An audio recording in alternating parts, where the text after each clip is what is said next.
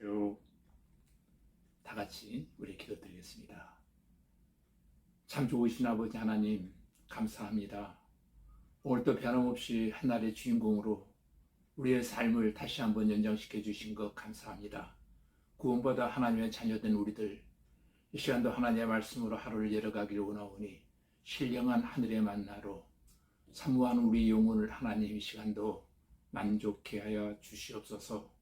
사모하며 기다리오며 예수님 이름으로 기도하옵나이다. 아멘. 오늘 아침 우리에게 주신 하나님 말씀은 창세기 18장 16절로 21절까지 제가 읽어드리겠습니다. 16절입니다. 그 사람들이 거기서 일어나서 소돔으로 향하고 아브라함은 그들을 전송하러 함께 나가니라. 여호와께서 이르시되 내가 하려는 것을 아브라함에게 숨기겠느냐. 아브라함은 강대한 나라가 되고 천하 만민은 그로 말미암아 복을 받게 될 것이 아니냐. 내가 그로 그 자식과 건속에게 명하여 여호와의 도를 지켜 의와 공도를 행하게 하려고 그를 택하였나니 이는 나 여호와가 아브라함에게 대하여 말할 일이 이루려 함이니라. 여호와께서 또 이르시되 소돔과 고모라에 대한 부르짖음이 크고 그 제약이 심히 무거우니 내가 이제 내려가서 그 모든 행한 것이 과연 내게 들린 부르짖음과 같은지 그렇지 않은지 내가 보고 알려 하노라. 아멘. 오늘 본문 말씀의 주제는 새 천사의 방문과 아브라함의 중보 기도라는 제목으로 하나님의 말씀을 강론할 때 여러분 모두에게 크신 은혜와 깨달음의 시간이 되어지기를 주님의 이름으로 기도드립니다. 아브라함은 마므레 상수리 숲을 근처에서 장막을 치고 살고 있었습니다. 마므레는 헤브론이라고도 하는데 마므레는 상수리 나무와 둥굴이 있는 곳이었습니다. 굉장히 많았다고 합니다. 그래서 아브라함은 자기 아내 사라가 127세에 죽었을 때 해쪽 숲에게서 둥굴을 샀는데 그 이름이 막벨라 굴이었습니다. 여기에 사라가 묻히고 아브라함도 175세로 죽었을 때 이곳에 묻히게 되어집니다. 아브라함이 이곳에 거주하고 있을 때 세 사람이 나타났습니다. 세 사람 중에 한 분은 여호와 하나님이셨습니다. 13절에 보면 여호와께서 아브라함에게 나타나셨습니다. 그런데 성부 하나님은 아무도 본 적이 없었고 볼 수도 없는 분이십니다. 그리고 성령님도 원래 영이시기 때문에 볼 수가 없습니다. 그러므로 창세기 18장에 여호와 하나님은 성육신 하기 이전에 사람의 몸을 입고 나타나신 예수 그리스도이신 것입니다. 구약 성경에 예수님 자주 이렇게 나타나시는 것을 볼 수 있습니다. 성육신 이전의 예수 그리스도와 두 천사가 함께 사람의 모습으로 나타난 것입니다. 지금까지 하나님이 아브라함에게 모두 6번 나타나셨습니다. 앞에 5번은 주로 환상 혹은 영적인 존재로 나타나시는데 본문 창세기 18장에서는 사람의 모습으로 나타나신 것입니다. 사람의 모습으로 나타나셨기 때문에 아브라함이 더 가깝고 친숙하게 느꼈을 것입니다. 그런데 왜 여호와 하나님은 아브라함에게 가깝고 친숙한 모습으로 나타나시는가 하면은 너희 집에 속한 모든 남자는 다 할례를 받으라는 하나님의 말씀에 아브라함이 순종했기 때문이었습니다. 우리 성도들이 하나님의 말씀에 불순종하면 하나님과의 관계가 멀어지고 순종하면 하나님과의 관계가 더 가까워지는 것입니다. 오늘 9절 10절에 보니까 하나님이 사라에게 베푸시는 은혜가 나옵니다. 여기서 아브라함에게 물어보는 것은 세 사람이 다 물어보았는데 약속을 줄 때에는 한 사람이 줍니다. 바로 이분이 예수 그리스도이십니다. 아브라함과 사라는 지금 자식을 낳을 수 없습니다.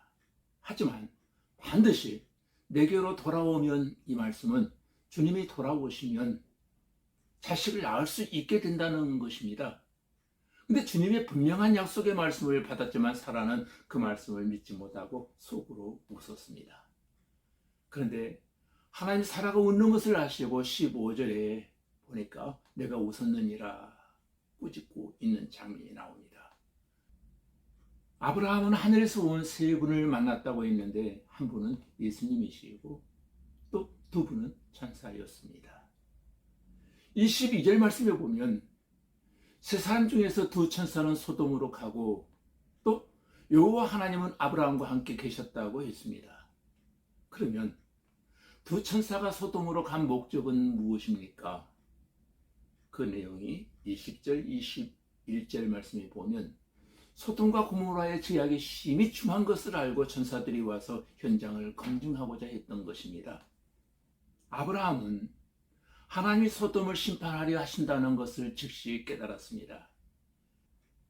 그런데 소돔에는 자기의 조카 롯과 그의 가족들이 살고 있었습니다. 그래서 아브라함은 소돔을 위해서 중보 기도를 시작한 것입니다. 오늘 본문에 보면 아브라함은 하나님 앞에 가까이 나가 주님께서 의인을 악인과 함께 멸하시려고 하십니까? 아브라함은 끈질기게 기도했습니다. 만약 그 성중에 의인 50이 있으면 멸하시겠습니까? 멸하지 않겠다. 45명이 있으면 멸하시겠습니까? 멸하지 않겠다. 그러면 40명이 있으면 멸하시겠습니까? 멸하지 않겠다. 30명을, 20명을 결국에는 내가 이번만 아뢰겠습니다. 10명을 찾으시면 어찌하겠습니까? 내가 10명으로 말미암아 멸하지 아니하리라 약속했습니다. 아브라함의 끈질긴 기도는 열매를 맺는 기도였습니다. 아브라함의 기도 때문에 롯은 구원을 받았습니다. 그리고 롯도 두 딸도 구원을 받게 되어집니다. 단지 롯의 부인만 뒤돌아보지 말라고 하는 경고를 무시하고 뒤돌아보다가 그는 결국 소금 기둥이 되어지고 말았습니다. 그리고 하나님이 다섯 성을 멸하시는 중에 수아를 멸하지 않았습니다.